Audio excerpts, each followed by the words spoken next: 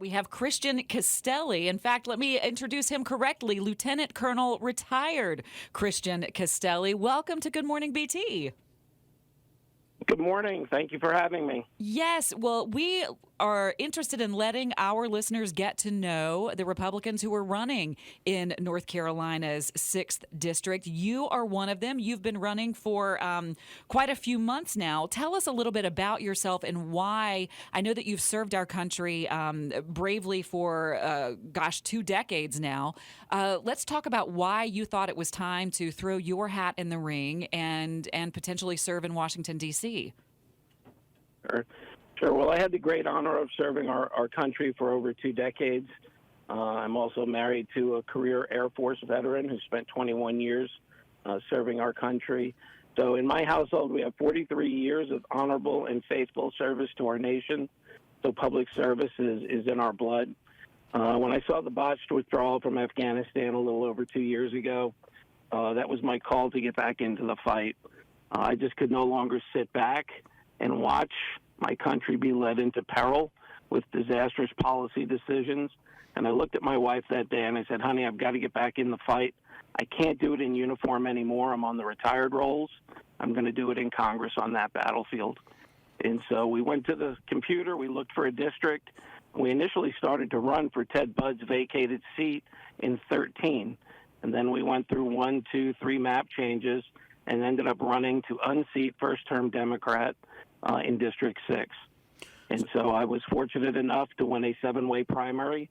I was the Republican nominee last cycle. I got in it when the fight was hard.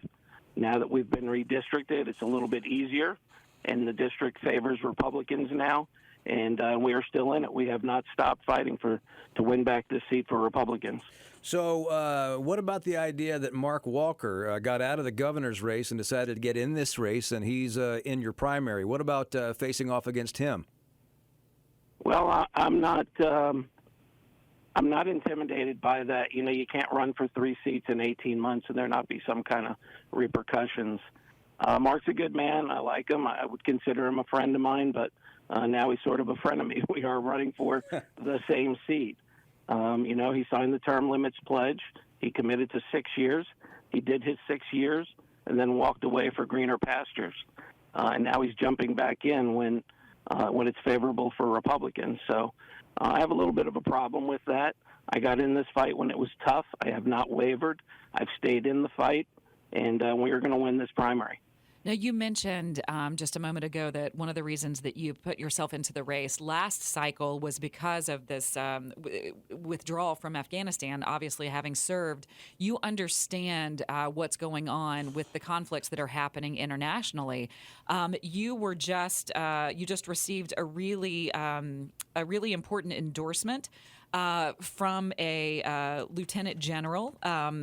Tell me, in your view, in serving, if you were to be elected and serving in Congress, talk to us about your views on what's going on globally right now with what's happening in Ukraine, what's happening in Israel and the Gaza Strip, and how you, as a former service member, would communicate about these particular international issues and what our role should be in them.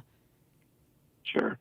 Well, I think, obviously we need, the world is on fire right now, and I think the weakness demonstrated from the Biden administration has spawned a global aggression, the likes of which we have not seen since World War II. And it started with Afghanistan. It continued with Russia invading Ukraine. We're now seeing Hamas and Israel in the Middle East blow up. There's tensions in China with Taiwan. You see Iran sponsoring global terror networks throughout the world and proxies.